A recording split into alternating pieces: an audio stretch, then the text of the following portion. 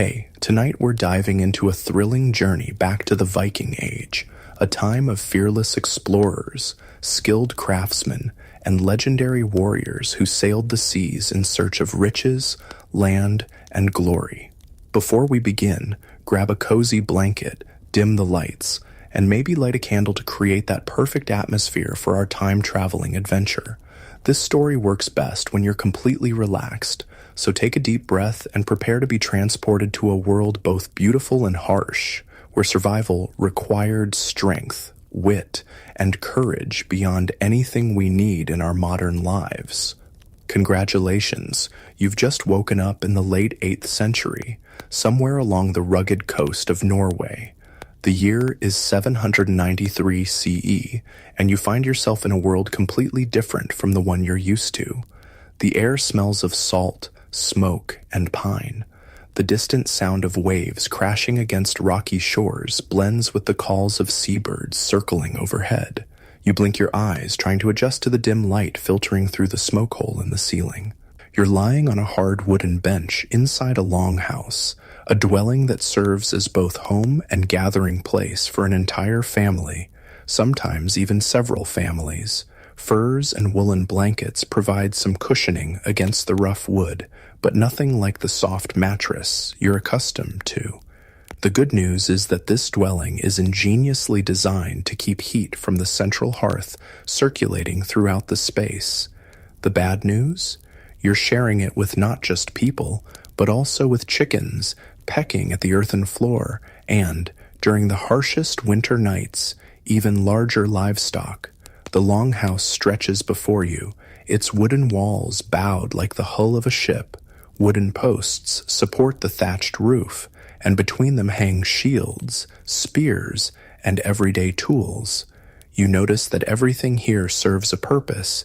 There's no room for purely decorative items in a world where survival depends on practicality. Light streams in from the smoke hole above the central hearth, where embers from last night's fire still glow faintly. As you sit up, your muscles ache from the firm sleeping surface. A woman with golden hair braided intricately around her head glances at you as she stirs something in an iron pot hanging over the freshly stoked fire. She wears a simple ankle-length dress of undyed wool with a colorful apron-like garment over it, fastened at the shoulders with 2 ornate brooches connected by strings of beads. Around her neck hangs a small hammer-shaped pendant. Thor's hammer, you realize, a symbol of protection. You've slept long enough, she says, in a language that somehow you understand. There's work to be done before the men return from fishing. You rub your eyes, wondering how you'll manage to blend into this world so different from your own. Everything around you seems both familiar and alien. Simple wooden furniture, tools hanging from the walls, the smell of porridge cooking, but all with a distinctly foreign quality that reminds you just how far from home you truly are. Outside, voices call to one another in a melodic language that rises and falls like the waves. Children laugh as they chase chickens around the muddy paths between buildings. Dogs bark excitedly as they follow their young masters. Through the open door, you glimpse other longhouses clustered together, smoke rising from their roofs into the crisp morning air. Beyond them lies a shimmering fjord where several longships are anchored, their dragon-headed prows seeming to watch over the settlement. "Here," the woman says, handing you a wooden bowl filled with a thick porridge. "Eat quickly. There's wool to be spun, bread to be baked, and the goats need milking." You accept the bowl, feeling its warmth against your palms.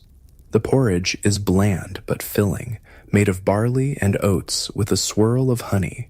As you eat, you notice others in the longhouse stirring, children rubbing sleep from their eyes, an older woman already working at a loom in the corner. "My husband Leif and the others sailed out at dawn," the woman continues, glancing toward the door. "They hope to catch enough fish for the coming feast.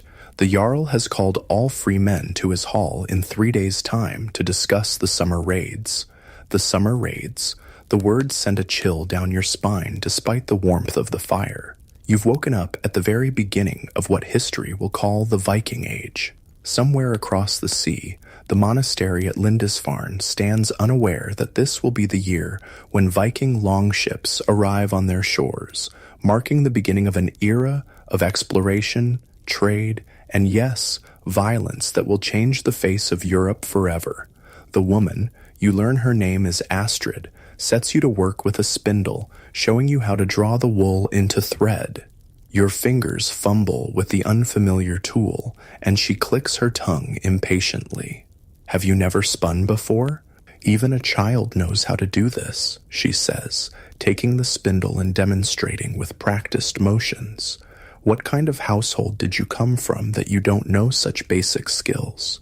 You mumble something vague about being from far away, which seems to satisfy her curiosity for the moment. She eyes your strange clothing with suspicion, but doesn't press further. Well, you're here now, and everyone works.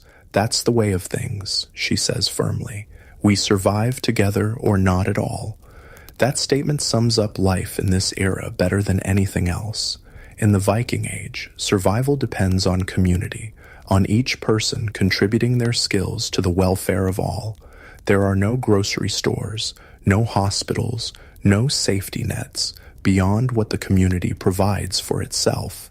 If crops fail or fish become scarce, hunger follows. If raiders come from neighboring settlements, everyone must defend their home or lose everything. As the day progresses, you follow Astrid through her tasks, learning the rhythm of daily life.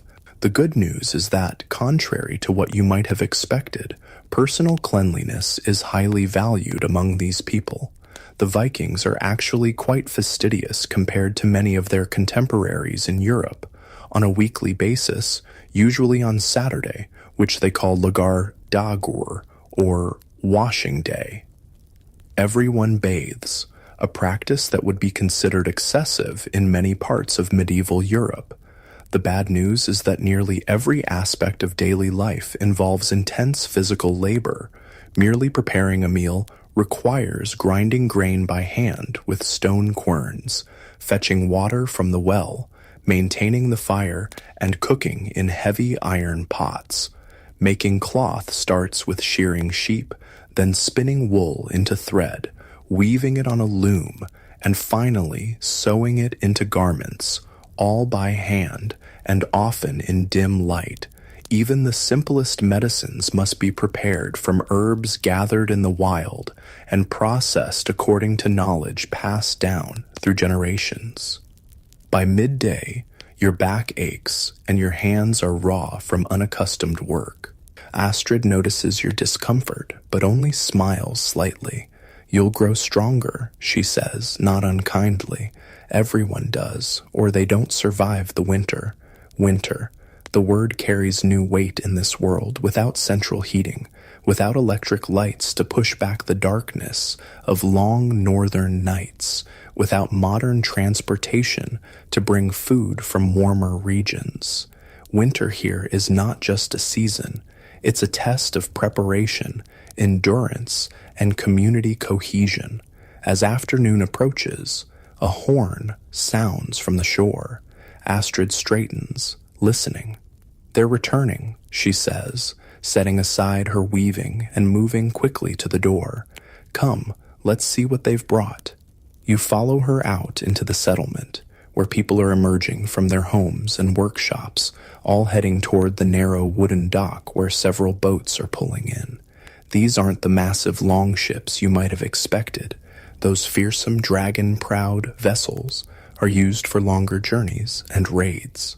These are smaller fishing boats, still skillfully made but designed for coastal fishing rather than ocean voyages. Men call out greetings as they secure their vessels, holding up strings of fish to appreciative cheers from those on shore. Children run to meet fathers and brothers, eagerly peering into the boats to see the day's catch. Dogs bark excitedly, darting between legs and sniffing hopefully at the fish being unloaded.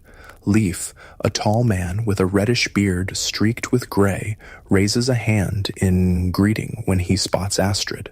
His arms are muscled from years of rowing and fishing, his face weathered from exposure to sun and sea. He looks to be in his 30s, but it's hard to tell for certain. Life in this era ages people faster than in your time. We had good fortune today, he tells Astrid as he hands her several large cod. The sea was generous. Njord smiled on you, she replies, referring to the Norse god of the sea and fishing. Perhaps, Leif agrees, then lowers his voice. Bjorn's ship returned while we were out. He brought news from the south. The Franks are growing weaker, divided between brothers fighting for power. Their coastal monasteries are unguarded, filled with gold and silver. Astrid's expression grows serious. You're thinking of joining the raid, aren't you? Leif glances at you, noticing your presence perhaps for the first time. We'll speak more of this later, he says, before turning to help the other men unload their catch. You follow Astrid back to the longhouse, where she immediately sets to work preparing the fish. With practiced motions, she fillets them using a sharp iron knife, setting aside the best portions for immediate cooking and hanging the rest on racks near the fire to be smoked and preserved. Here, she says, handing you a knife of your own and pointing to a pile of vegetables, onions, carrots, and something that looks like turnips. Cut these for the stew. As you work alongside her, Astrid begins to talk, perhaps sensing your curiosity about this world you've found yourself in. My husband is a good man, a respected man in our community, she says, her knife never pausing in its work. He has a boat of his own and land a farm. We have 4 children who lived past infancy. We are blessed by the gods for that. You learn that 3 of their children are grown, 2 sons who have their own families now, and a daughter who married a man from another settlement. The 4th, a boy of 12, named Eric, is currently helping his father with the boats. But Leif dreams of more, Astrid continues, her voice dropping slightly, despite the fact that you're alone in the house.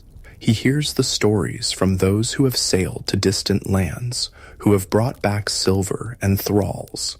The word thralls, you realize, refers to slaves, people captured during raids and brought back to work the farms and households of the Norse. Do you think he'll go? You ask cautiously, not wanting to seem too ignorant of their customs, but curious about what's coming. Astrid sighs as she tosses the fish into a large pot. Men seek glory and wealth. It's in their nature. And times have been difficult these past few years. Poor harvests, harder winters. Many believe that raiding is the answer, that the gods favor those bold enough to take what they need. As evening approaches, more people gather in the longhouse. You meet Eric, a skinny boy with his father's reddish hair who watches you with open curiosity. Several neighbors arrive, bringing contributions to the meal. Freshly baked bread, fermented milk that tastes something like yogurt, berries preserved from last summer's harvest. The longhouse fills with conversation and laughter as people share news and stories. Leif and several other men sit near the fire, talking in low voices about lands across the sea, about monasteries filled with treasure, about the glory that awaits those brave enough to venture into unknown waters. You notice how the youngest men lean forward eagerly, their eyes bright with visions of adventure and wealth, while some of the older ones look more cautious, weighing risks against potential rewards. The Jarl says we'll need at least 4 ships, one man says, stroking his beard thoughtfully. Enough men to overwhelm any resistance quickly. And good weather, adds another. The Western Sea can be treacherous even in summer. The priests at these monasteries, they're not warriors, a young man points out eagerly. They won't fight back. Don't be too certain, cautions an older man with a long scar running down one side of his face. Any man will fight when cornered, and their God is powerful, so they say. Different from our gods, but powerful nonetheless. The conversation shifts to practical matters: how many men each ship will need, what provisions to take, the best time to depart. You listen, realizing you're witnessing the planning of what might be one of the earliest Viking raids on the British Isles, events that will transform European history. Later, as people begin to depart for their own homes and the fire burns low, life approaches you directly for the first time. "Astrid tells me you're from distant lands," he says, studying your face in the flickering light. "Yet you speak our tongue?" You fumble for an explanation that might make sense in this context. "I've traveled far," you say carefully, "and learned many languages along the way." Leif nods slowly, seemingly satisfied with this vague answer. "A traveler. Perhaps you've seen the lands we speak of? The kingdoms across the western sea?" When you hesitate, he continues, "No matter. If you stay among us, you'll need to contribute. Can you work wood? Metal? Do you know healing herbs? Can you fight?" The question catches you off guard. In your time, most people go their entire lives without needing to defend themselves physically. Here, it's simply another necessary skill, like cooking or farming. "I'm willing to learn," you offer. Leif studies you for a moment longer, then nods. "Good. Tomorrow you'll work with Gunnar the smith. He always needs someone to work the bellows. Hard work, but you'll earn your keep." As you settle back onto the wooden bench for the night, your body aching from unaccustomed labor, your mind races with everything you've experienced. The Viking Age is nothing like you imagined from books or television shows. It's not all battles and raids. Most of daily life revolves around the endless work of survival: growing food, making tools, producing clothing, maintaining shelter. Yet underneath the ordinary rhythm of daily tasks runs a current of something else, a restless energy, a hunger for more than mere survival. You've sensed it in the way people speak of lands beyond the horizon, in the pride they take in their ships, in the stories they tell around the fire of ancestors who sailed into unknown waters and returned with wealth and tales of wonders. As sleep begins to claim you, your last thoughts are of the journey ahead. You've survived your first day in the Viking Age, but harder tests await. Tomorrow brings new challenges, new skills to learn, new dangers to navigate. And beyond that looms the summer and the raids that will launch the Viking Age in earnest, an age of exploration, conquest, and change that will reshape the world for centuries to come. In the darkness of the longhouse, with the embers of the fire casting faint red light on wooden beams overhead, you drift into dreams of dragon ships sailing toward distant shores, their carved prows cutting through waves like knives through cloth, bearing men seeking fortune, glory, and a place in the songs that will be sung for generations. Morning arrives with the crowing of roosters and the soft glow of dawn filtering through the smoke hole. You're already learning that in the Viking Age, people generally rise with the sun and sleep when darkness falls, a natural rhythm dictated by necessity rather than choice. The longhouse stirs to life around you as Astrid builds up the fire and begins preparing the morning meal. Today, as promised, you're to work with Gunnar the smith. After a breakfast of leftover fish stew and a chunk of dense, chewy bread, Leif leads you through the settlement to a small building set slightly apart from the others. Even from a distance, you can hear the rhythmic clanging of metal on metal and feel the heat radiating from the open doorway. "Gunnar," Leif calls as you approach, "I've brought you help for the day." The smith straightens from his work, setting aside a glowing piece of metal. He's a mountain of a man with massive arms and a chest like a barrel. His beard singed in places from flying sparks. Burns and small scars cover his forearms, testament to years at the forge. "This one?" Gunnar asks doubtfully, looking you up and down. "Doesn't look strong enough to work the bellows for an hour, let alone a day."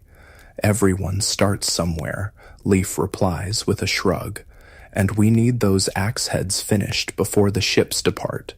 Gunnar grunts in acknowledgement, then gestures for you to enter his domain. Come then, let's see what you're made of. Leaf leaves you in the smith's capable, if intimidating, hands. The forge is a simple structure with walls on 3 sides and an open front to allow heat to escape and light to enter. The heart of the space is the forge itself, a clay furnace where charcoal burns bright orange, fed by leather bellows that pump air to raise the temperature high enough to work iron. Your job is simple, Gunnar explains, pointing to the bellows, essentially a large leather bag attached to a wooden frame with handles.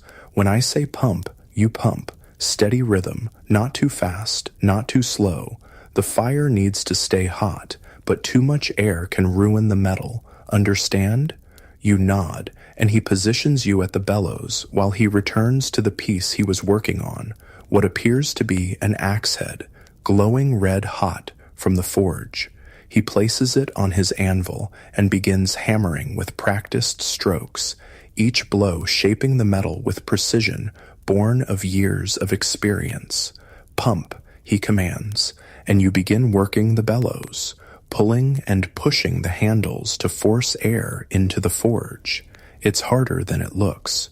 The resistance surprises you, and within minutes your shoulders and back begin to ache from the repetitive motion. Sweat beads on your forehead, not just from exertion, but from the intense heat of the forge. Gunnar works methodically, heating the metal, hammering it into shape, then reheating it again. You notice he doesn't use many tools: a hammer, tongs, a punch for making holes, and a few iron implements for specialized shaping. Yet with these simple tools, he creates objects of both beauty and deadly functionality.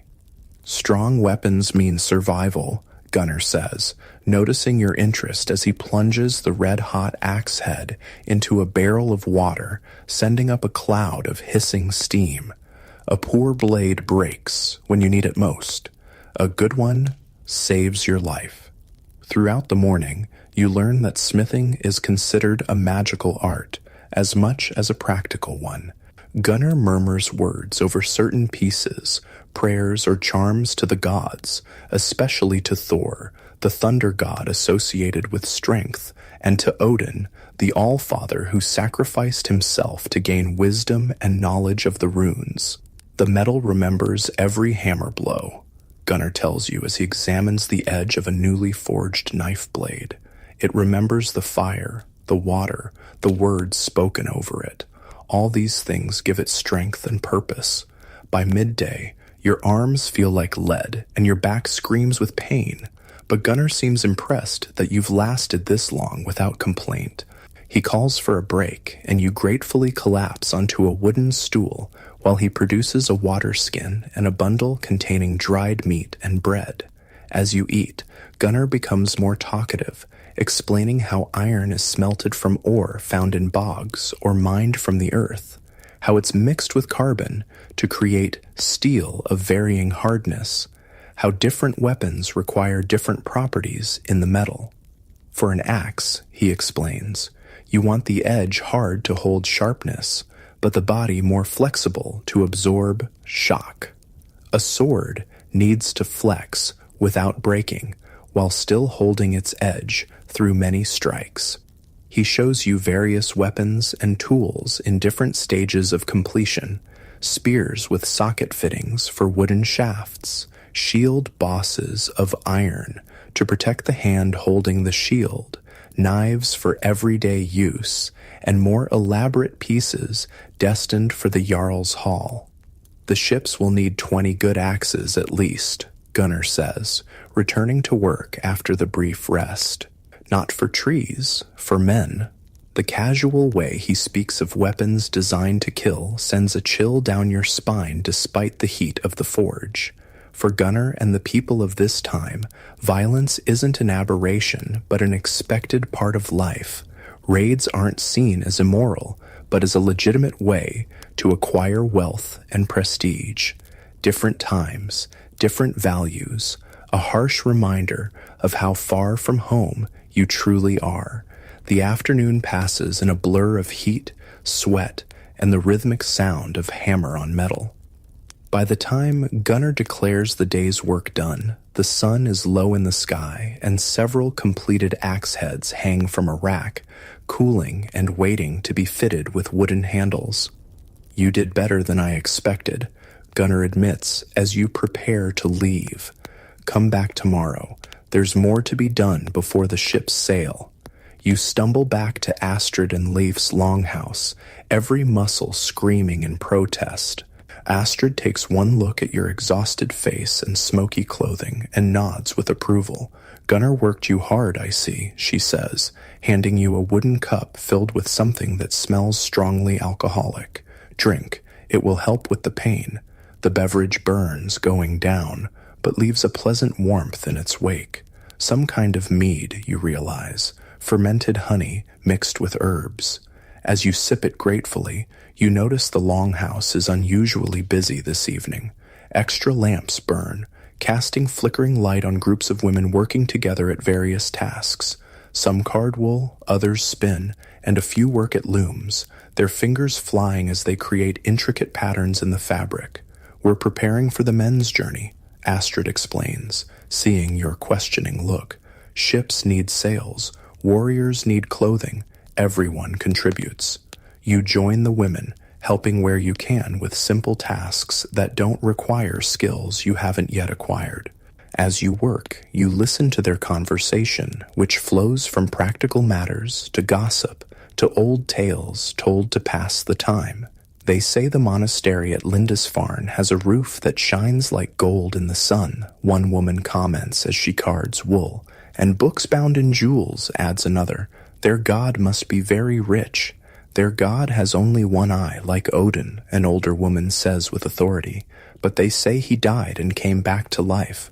Like Balder will after Ragnarok," someone else suggests, referring to the Norse god of light and purity, son of Odin and Frigg, who according to prophecy would return after the final battle that ends the world. Perhaps all gods are the same god, just wearing different faces for different peoples, the older woman muses, earning herself disapproving looks from some of the others. "Careful, Sigrid," Astrid warns. "Such talk borders on disrespect. The gods hear all." The conversation shifts to more immediate concerns. Which ships will go? Who will sail on them? What might be brought back? You learn that this won't be the first time men from this settlement have sailed to distant shores, but previous journeys were primarily for trade rather than raiding. This expedition represents something new, a more aggressive approach born of necessity and opportunity. "3 poor harvests in a row," one woman explains in a low voice, "and the fish not as plentiful as before. People are hungry, worried about the coming winter. And the Jarl needs to prove himself," another adds. "His father was a great leader, respected by all. The son must show he's worthy of the same loyalty." As darkness falls, men begin to arrive, joining the gathering. Leif returns with Eric, both carrying armfuls of freshly hewn wood for arrows. They settle near the fire, Leif showing his son how to shape the shafts using a small knife, carefully creating notches for the bowstring and the arrowhead. Throughout the evening, more neighbors drop by, turning the longhouse into an impromptu community workspace and social gathering. The atmosphere reminds you of an old-fashioned barn raising or quilting bee, everyone contributing to a common goal while sharing news, jokes, and stories. One man produces a stringed instrument, something like a lyre, and soon music fills the space. People sing along to familiar tunes, songs about heroes and gods, about great journeys and battles fought long ago. You notice that these aren't just entertainment, but also serve to teach and reinforce cultural values. Courage, loyalty, hospitality, and cleverness are all celebrated in the verses. An older man with white hair and a deeply lined face begins to recite a poem in a rhythmic, chanting voice. Everyone falls silent to listen, even the children who had been playing noisily in a corner. You recognize this as a skald, a poet and storyteller responsible for preserving the community's history and mythology through oral tradition. The poem tells of the creation of the world from the body of the giant Ymir, slain by Odin and his brothers. It describes Yggdrasil, the world tree that connects the 9 realms of existence, and the gods who dwell in Asgard, ruling over the affairs of gods and men. The skald's voice rises and falls dramatically as he recounts the adventures of Thor battling giants, a Odin sacrifice to gain wisdom, of Loki's clever tricks and eventual betrayal. These stories, you realize, aren't just entertainment for these people. They're a framework for understanding the world, explaining everything from natural phenomena to human behavior. The gods and their tales provide models for how to live, warnings about the consequences of breaking social norms, and reassurance that there's order in what often seems a chaotic and dangerous world. As the evening progresses, the conversation inevitably turns to the upcoming raid. The Jarl, the local chieftain, has called a thing, an assembly of free men, to discuss the plans in detail. Such meetings are the closest thing the Norse have to a formal government, where disputes are settled, crimes judged, and important decisions made collectively. "Will you go with the ship's father?" Eric asks Leif, his young face serious in the firelight. Leif ruffles his son's hair affectionately. "Aye, I'll go. We need a good pilot who knows the stars and how to read the currents, and someone must look after these young hotheads who've never left sight of their mother's apron strings." There's gentle laughter at this, but you sense the underlying tension. Raiding is dangerous, with no guarantee of return. Everyone in the room knows that some who sail away may never come back, lost to storms or enemy weapons or any of the countless other perils that await those who venture into unknown territories. "What about the farm?" Eric persists. "The crops need tending." "That will be your responsibility," Leif tells him. "You're old enough now to take a man's duties. Your mother will guide you, and Gunnar has promised to keep an eye on things as well." Eric straightens, clearly proud to be entrusted with such responsibility, yet anxious about living up to it. "I won't disappoint you," he promises solemnly. "I know you won't," Leif says, his voice gentle. "You have your grandfather's good sense." Later, as the gathering begins to disperse, you help Astrid clean up, gathering empty cups and bowls, sweeping the floor, banking the fire for the night. She works silently for a while, then speaks abruptly. "You heard what was said tonight. Leif will go with the ships." You nod, uncertain how to respond. "He's a skilled navigator," she continues, "the best in the settlement. They need him." Again, you nod, sensing there's more she wants to say. "I've been his wife for 18 winters," Astrid says, her hands never pausing in their work. "I've watched him sail away many times, always fearing it would be the last. But this is different. This isn't trading with people who welcome our ships. This is taking what isn't freely given." "Are you afraid?" you ask quietly. "For him, always. For what this means for all of us?" She pauses, looking into the glowing embers of the fire. "The gods set many paths before us. Some lead to glory, others to destruction. Sometimes it's hard to tell one from the other until you've gone too far to turn back." The next morning, you return to Gunnar's forge as promised. Your muscles protest every movement, still sore from the previous day's unaccustomed labor, but you find that the work goes easier now that you know what to expect. Gunnar seems pleased with your progress, even showing you how to do some simple hammering on heated metal, shaping it according to his instructions. "You've got a feel for it," he comments gruffly, which you gather is high praise from the taciturn smith. "With practice, you might make a decent apprentice." Throughout the day, you notice increased activity in the settlement. Men come and go from the shore where the ships are being prepared for the journey. Barrels of provisions are carried down to be loaded, dried meat, flour, ale, and other necessities to sustain the crew during their voyage. Weapons are bundled and carried aboard, along with shields painted in bright colors to identify different groups of warriors. When you break for the midday meal, you walk down to the shore to watch the preparations more closely. The longships are truly impressive up close, sleek wooden vessels with high curved prows and sterns, designed for both speed and stability in rough seas. The largest is perhaps 80 feet long, with space for about 40 rowers sitting on benches that run the length of the ship.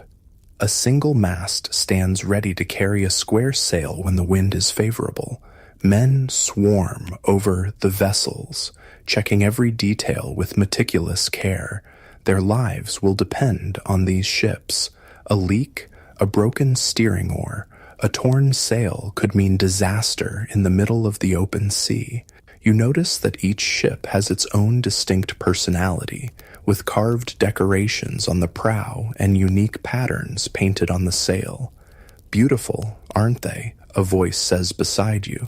You turn to find Leaf, gazing at the ships with unmistakable pride. "Yes, you agree, honestly. I've never seen anything like them. Nor have the peoples across the sea," Leif says with a smile that doesn't quite reach his eyes. "Our ships can sail in water shallower than a man's height and cross open ocean with equal ease.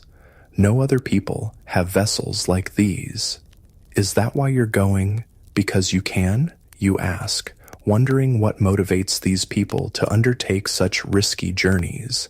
Leif considers the question seriously. "We go because we must," he says eventually. "The land here is beautiful but harsh.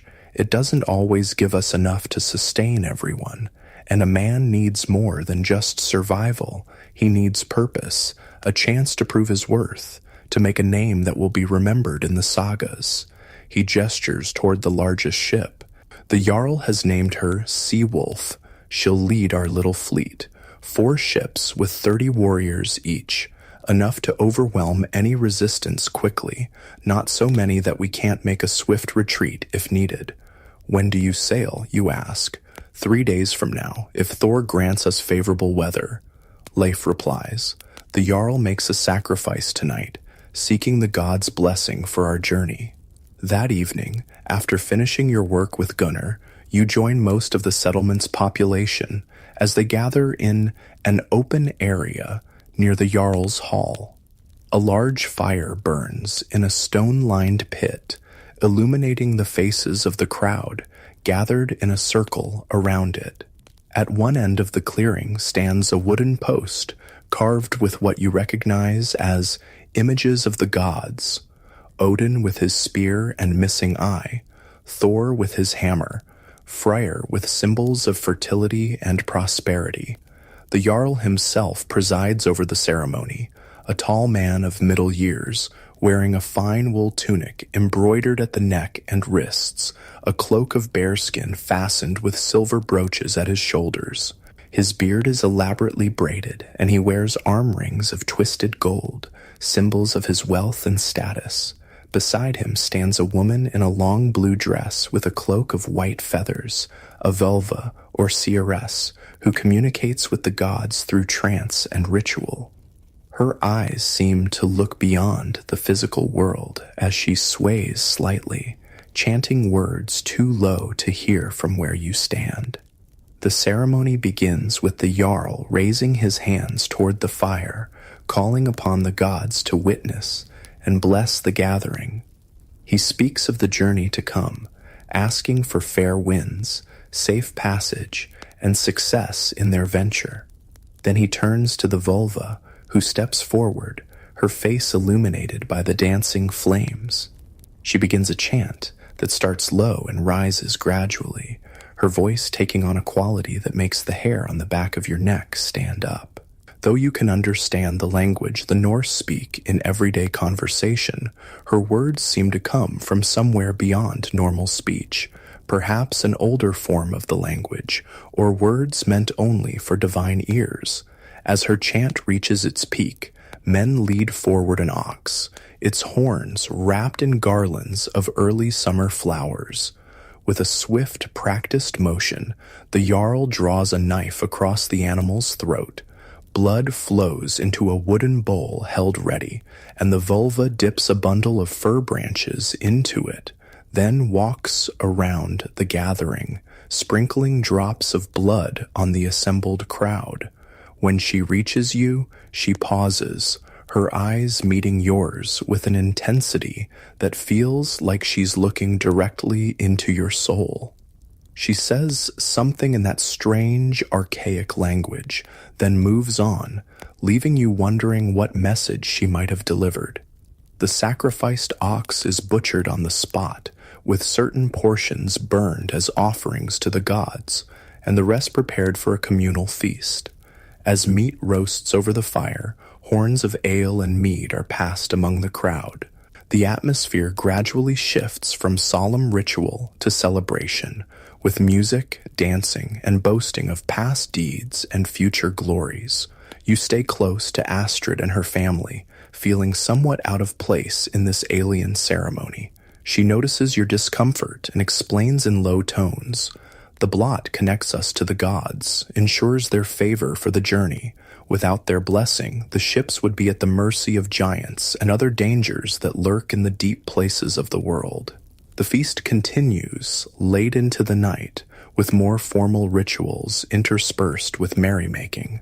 Oaths are sworn upon a sacred ring, promises made to share the spoils fairly, to stand together in danger, to bring honor to their people and their gods through their deeds. As the celebration reaches its height, you find yourself drawn into a dance that circles the fire, hands linked with those of strangers who, for this moment at least, accept you as one of their own. The rhythm of drums, the flicker of flames, the swirl of movement, all combine to create a sense of connection to something larger than yourself, a glimpse perhaps of what these people feel when they call upon their gods. Later, exhausted but strangely exhilarated, you walk back to the longhouse with Astrid's family. The night sky above is clear, stars scattered like frost across a black cloak. Leif points out certain constellations, explaining how they guide sailors when no land is in sight. The stars are the same in distant lands, he says thoughtfully. No matter how far we travel, they watch over us, constant as the gods themselves. You look up at those ancient stars, the same ones that shine in your own time, and feel a momentary connection across the centuries, a bridge between this world of gods and warriors and the one you've left behind. Perhaps in some ways, people haven't changed as much as you might think, still looking to the stars for guidance, still seeking meaning in the vastness of the universe. With that comforting thought, you settle onto your sleeping bench, muscles aching from work and dance, mind full of the strange and wonderful things you've witnessed. Sleep comes quickly, deep and dreamless, as your body continues to adapt to the demands of this new world. The next 2 days pass in a whirlwind of activity as the entire settlement prepares for the departure of the ships. You continue to work with Gunnar, your hands growing calloused from labor, your arms stronger from working the bellows. The forge never cools as weapons and tools are crafted, repaired, and sharpened. Other crafters are equally busy, woodworkers making oars and shields, women sewing extra clothing, and preparing food that will keep during the voyage. On the morning of the 3rd day, you wake to the sound of a horn blowing from the shore. The sailing day has arrived, and with it a sense of both excitement and tension that permeates the entire settlement. After a hasty breakfast, everyone gathers at the beach where the 4 ships wait, bobbing gently in the calm waters of the fjord. The vessels are fully laden now, provisions and weapons stowed carefully to maintain balance. Shields hang along the gunwales, their bright colors creating a protective barrier, as well as an impressive display. Each ship has its own animal-headed prow, wolves, dragons, serpents, carved and painted figures that seem alive in the morning light, ready to guide their vessels through unknown waters. The warriors who will sail are saying their goodbyes to families and friends. Some are solemn, others boisterous, but all share a common anticipation of what lies ahead. Many wear their finest clothing for this departure, tunics of good wool with colorful trim, cloaks fastened with decorative brooches, arm rings and necklaces that display their status and wealth. Life embraces Astrid tightly, then places his hands on Eric's shoulders, speaking words of encouragement and responsibility to his son. The boy stands straight, trying to appear confident and mature despite the tears that threaten at the corners of his eyes.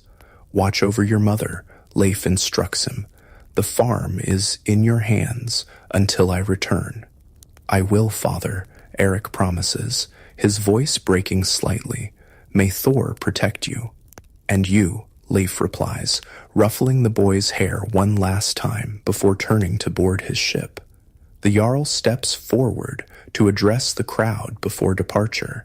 He stands tall in the bow of the lead vessel, the Sea Wolf, his cloak billowing in the breeze, a polished helmet gleaming on his head.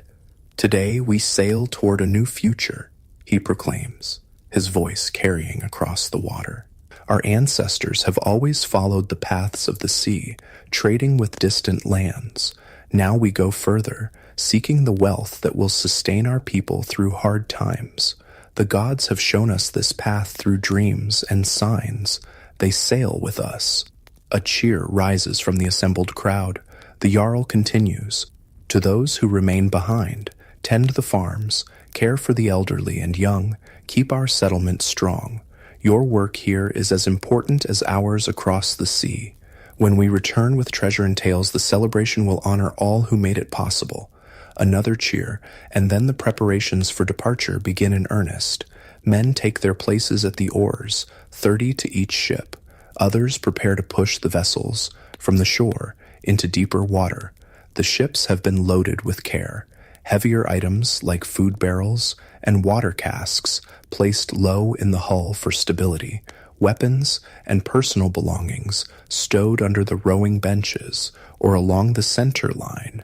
You stand with Astrid and Eric, watching as Leif takes his position near the steering oar of the second ship. He raises a hand in farewell, and then his attention turns fully to the task at hand, calling out instructions to the oarsmen as they prepare to depart. With a final horn blast, the ships begin to move. They're pushed into deeper water, oars extending like great wings on either side, dipping into the fjord in unison. Slowly at first, then with gathering speed, the vessels glide away from shore, their dragon prows seeming to come alive as they taste the salt water. Women and children run along the shoreline, waving and calling farewell until the ships round a bend in the fjord and disappear from sight. A strange silence falls over the gathered crowd as they stand watching the empty water, each person absorbed in their own thoughts and emotions. Astrid sighs deeply, then straightens her shoulders. "Well," she says briskly, "the fields won't plow themselves, and the goats need milking. Life goes on." And it does. With the departure of the ships, the settlement reorganizes itself around those who remain. Work that would normally be done by the absent men is redistributed. Young boys like Eric take on greater responsibilities. Older men who stayed behind provide guidance, and women oversee the smooth operation of farms and households. You continue to work with Gunnar, who has remained to ensure the settlement has a skilled smith for repairs and day-to-day needs. He begins to teach you more advanced skills: how to judge the temperature of metal by its color, how to create different hardnesses in the same piece, how to add simple decorative elements to functional items. A knife can be beautiful as well as useful, he explains as he demonstrates how to hammer a pattern into a blade. Beauty honors the gods who gave us the knowledge of metalworking. Days pass in a rhythm of labor, meals, and sleep. You find your body adapting to the physical demands of this era, growing stronger and more resilient. Your hands, once soft, now bear calluses that allow you to grip tools without pain. You learn to tell time by the position of the sun, to predict weather changes by observing clouds and wind patterns, to identify edible plants in the surrounding forests. In the evenings, there's still time for storytelling around the fire. The skald continues to share tales of gods and heroes, each story containing lessons about courage, honor, wisdom, or the consequences of breaking social norms. You realize these narratives serve as both entertainment and education, reinforcing the values that hold the community together. About 2 weeks after the ship's departure, a storm sweeps through the region. Rain pounds on the roof of the longhouse, wind howls through gaps in the walls, and lightning illuminates the darkness in brief, blinding flashes. Thunder rolls across the sky like the sound of Thor's chariot wheels, which is exactly how the Norse interpret it. Thor fights the Jotnar tonight, the old skald comments, as a particularly loud thunderclap shakes the building. The giants who bring storms and destruction. Children huddle closer to their mothers, both frightened and thrilled by the display of divine power.